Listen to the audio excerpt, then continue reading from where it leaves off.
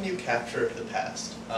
You can take pictures, videos, write a book, but my favorite way of capturing the past is model railroading. Model railroading is a hobby in which participants set up whole miniature worlds based around trains.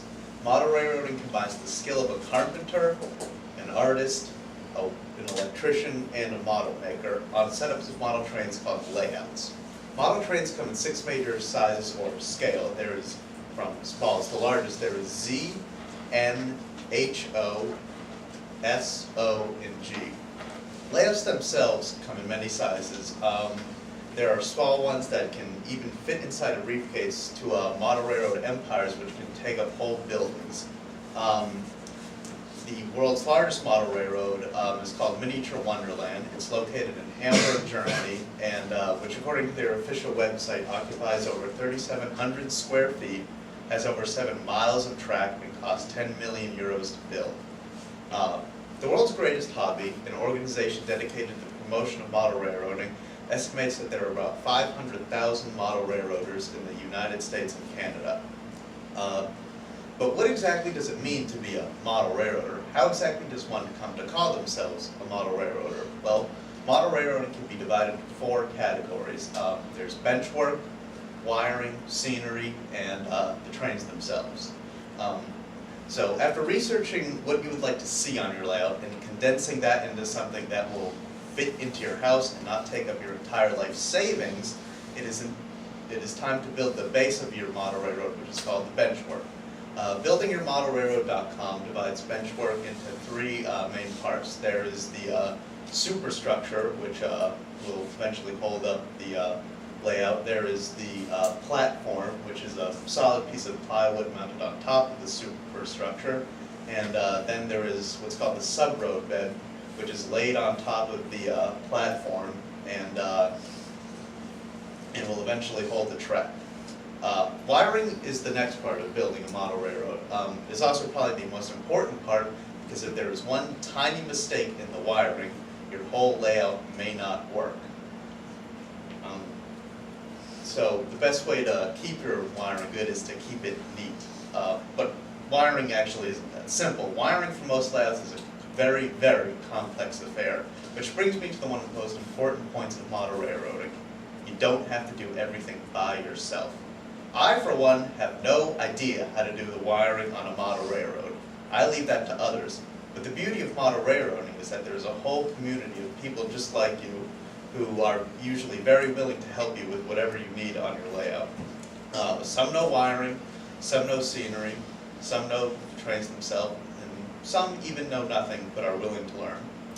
Scenery is the pièce de résistance of any model railroad. It is what makes a good model railroad into a work of art.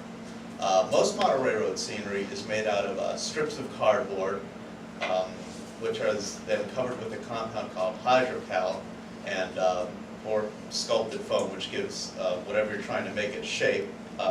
Then that is covered with earth-colored ground foam, which can represent grass or dirt or something like that. And then rocks can also be added, which are made out of plaster cast. The final step is trees. If you thought only God could make perfect trees, you are sorely mistaken. There are very easy ways to make really realistic trees.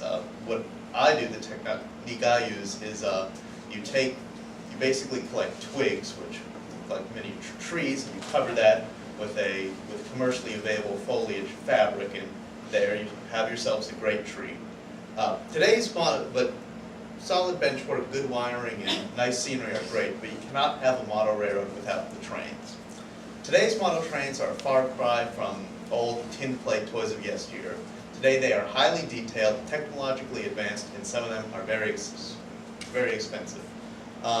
For example, there is currently an Overland Models British Columbia Rail CF6C engine that is selling on modeltrains.com for $1,099.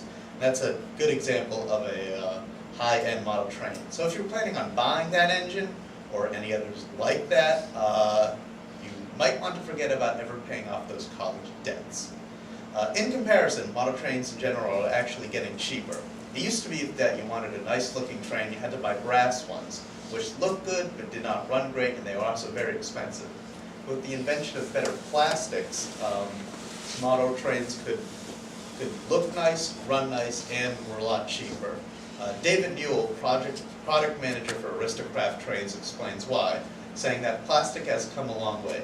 Today's place-stage plastics travel better, they're not as brittle and don't deteriorate, and the detail in them can be exquisite.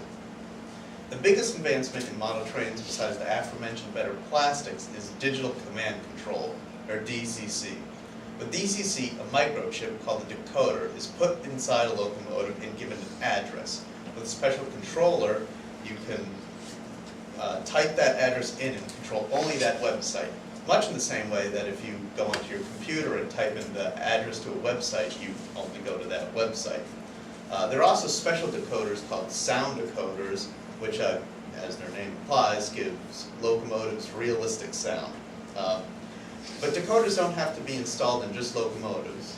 The official website of the National Model Railroad Association, nmra.org, sums up the possibilities of DCC best, saying, it doesn't have to be a locomotive. It could be a crane on rails or a nearby junkyard or at a construction site. How good is your imagination? Basically, if it moves, a decoder can be put in it.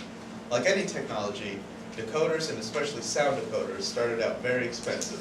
Like every other piece of technology, they have come down in price at a rapid pace while getting better and better. So overall, model railroading provides a way of recreating the past that exercises one's creativity, allows one to meet others with the same interests, and most important of all, is fun.